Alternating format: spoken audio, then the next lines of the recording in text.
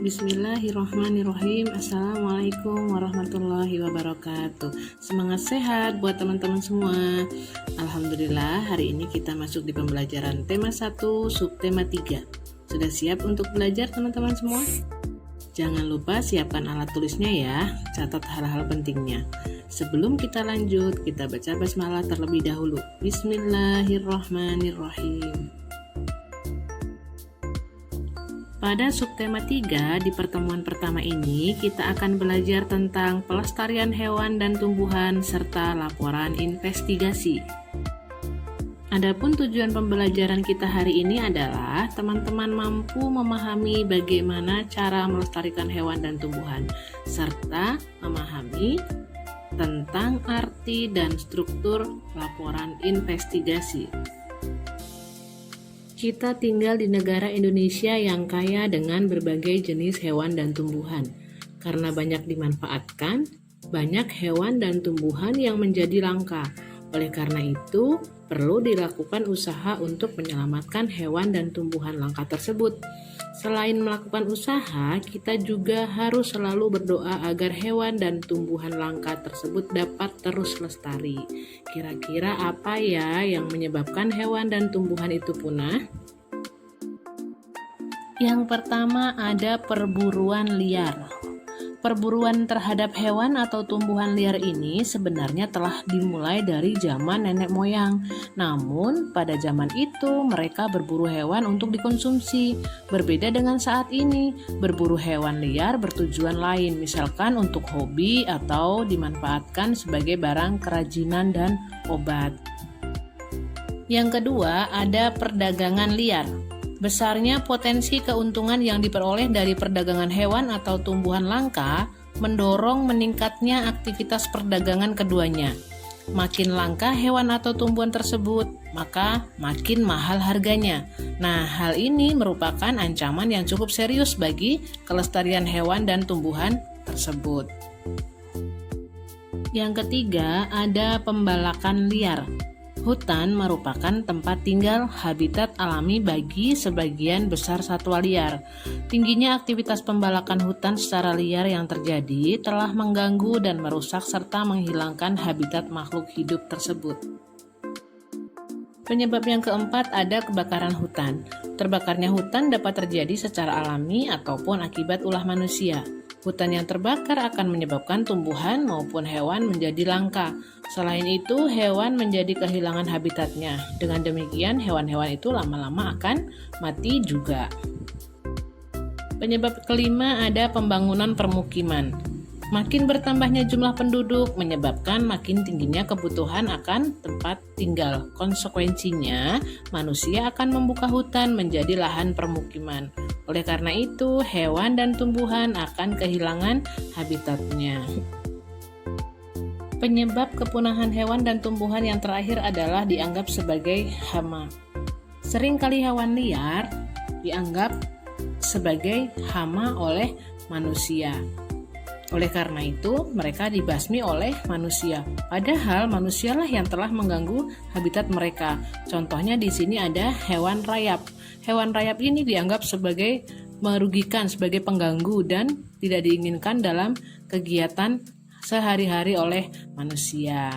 Nah, itu tadi beberapa penyebab punahnya hewan dan tumbuhan. Kemudian apa usaha yang dapat kita lakukan untuk melestarikannya dan bagaimana usaha kita untuk mencegah kepunahan hewan dan tumbuhan tersebut? Caranya adalah dengan pelestarian hutan. Mengapa demikian? Karena pelestarian hutan merupakan salah satu bentuk usaha untuk melestarikan sumber daya alam hayati. Pelestarian hutan meliputi pelestarian hewan dan tumbuhan yang hidup di dalamnya. Usaha pelestarian tersebut dibedakan menjadi dua, yaitu in situ dan ex situ. Sekarang kita bahas satu persatu ya. Yang pertama adalah usaha pelestarian alam dengan cara in situ. Pelestarian hewan dan tumbuhan dengan in situ di sini yang dimaksud adalah pelestarian yang dilakukan pada habitat aslinya atau dilestarikan dengan cara menjaga habitat tinggalnya. Misalnya pelestarian komodo di tempat tinggal komodo, yaitu di Pulau Komodo. Pulau Komodo dibuat sebagai taman nasional yang dilindungi. Model pelestarian in situ dapat dilakukan dengan melalui kawasan suaka alam dan kawasan pelestarian alam. Model yang pertama adalah suaka alam.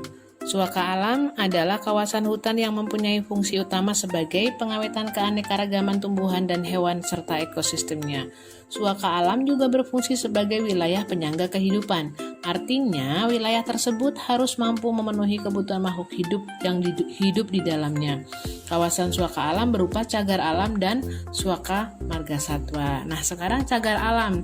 Cagar alam itu ada di Pulau Dua di Jawa Barat, kemudian Gunung Gede di Bogor, kemudian cagar alam Penunjang Pangandaran di Jawa Barat, dan cagar alam Rafflesia di Bengkulu, juga cagar alam Cibodas di Bengkulu. Berikutnya adalah suaka margasatwa. Suaka margasatwa adalah cagar alam yang khusus digunakan untuk melindungi hewan-hewan yang hidup di dalamnya.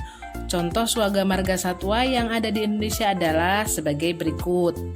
Ada Pulau Rambut di Teluk Jakarta, ada suaka margasatwa Baluran di Jawa Timur, Pulau Komodo di Nusa Tenggara Timur, Pulau Mojo di Sumbawa, Kutai di Kalimantan Timur, dan suaka margasatwa perairan Sungai Mahakam di Kalimantan Timur. Model in situ berikutnya adalah kawasan pelestarian alam. Kawasan pelestarian alam merupakan hutan dengan ciri khas tertentu.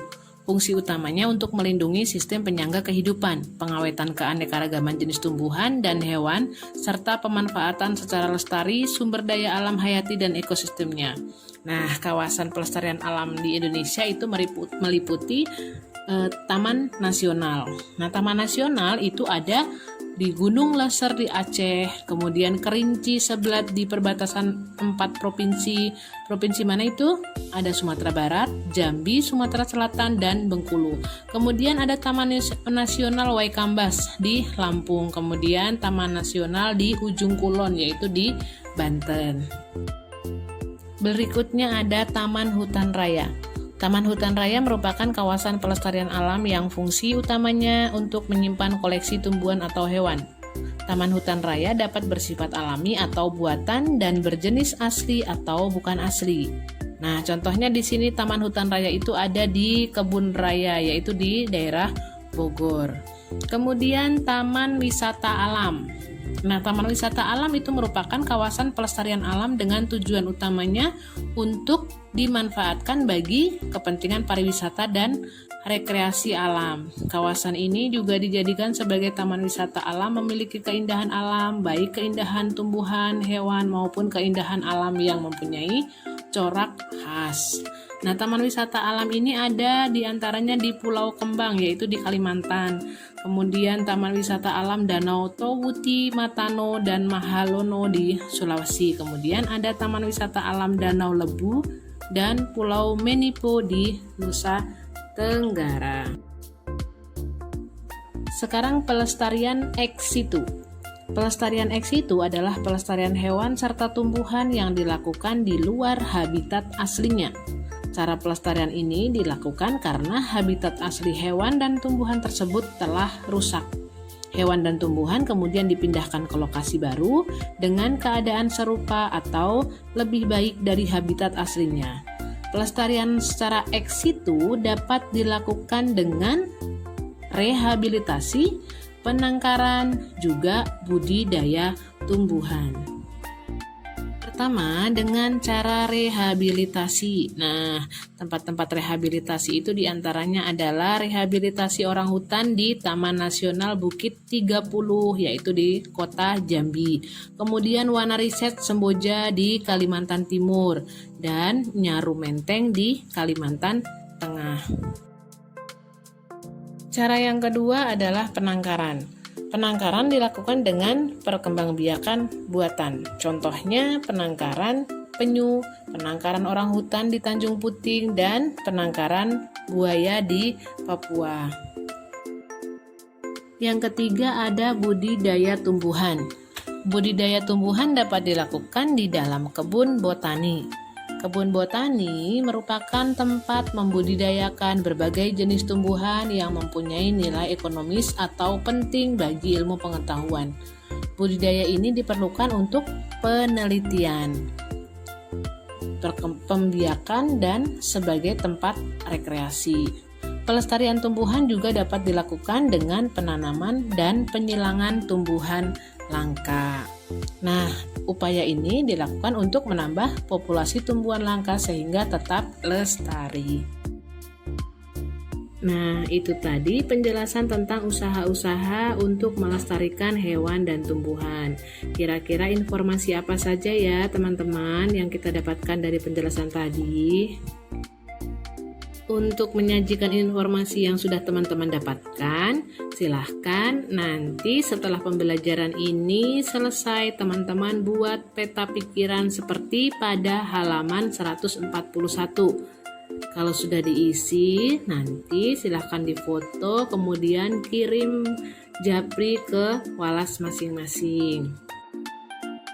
Setelah peta pikiran selesai, kita dapat menyimpulkan informasi yang sudah kita dapatkan. Nah, sekarang setelah pembelajaran ini nanti teman-teman silahkan baca buku paket halaman 142 tentang mempertahankan kekayaan bangsa yang hampir punah, yaitu gajah Sumatera. Coba teman-teman, ada yang mempunyai pengalaman seperti teks tersebut tidak ya? Pengalaman teman-teman bisa ditulis dan dikembangkan menjadi sebuah teks laporan investigasi. Apa itu laporan investigasi teman-teman semua? Ada yang tahu pengertian dan bagaimana ciri-cirinya? Nah, laporan investigasi itu adalah laporan yang berisi hasil penelitian, pengamatan, atau penyelidikan. Adapun ciri-ciri laporan investigasi itu adalah yang pertama, struktur laporan terdiri atas pengertian umum, deskripsi bagian, dan kesimpulan. Kemudian ciri yang kedua, ada informasi itu berdasarkan fakta atau kenyataan. Kemudian ciri yang ketiga adalah berdasarkan hasil penelitian, investigasi, pengamatan, atau wawancara. Dari penjelasan tadi, mudah-mudahan teman-teman paham ya bagaimana upaya kita untuk melestarikan hewan dan tumbuhan sampai kita bisa membuat peta pikiran, kemudian membuat laporan investigasi. Alhamdulillah, selesai pembahasan tentang laporan investigasi, berarti selesai sudah pembelajaran pada pertemuan pertama kali ini. Sebelum Burini tutup, Burini ingatkan lagi untuk mengerjakan peta pikiran di halaman 141. Jika sudah selesai, difoto dan kirim via japri ke Walas masing-masing. Terima kasih, tetap semangat dan tetap menjaga protokol kesehatan. Untuk pertemuan berikutnya, kita akan membahas tentang bagaimana kondisi politik negara ASEAN. Teman-teman nanti tugasnya membaca halaman 143 sampai 154. Pertemuan berikutnya kita bahas bersama. Terima kasih atas waktunya, terima kasih atas keikutsertaannya menyimak video ini. Apabila ada yang belum paham, silahkan ditanyakan ke wali kelas masing-masing. Wassalamualaikum warahmatullahi wabarakatuh.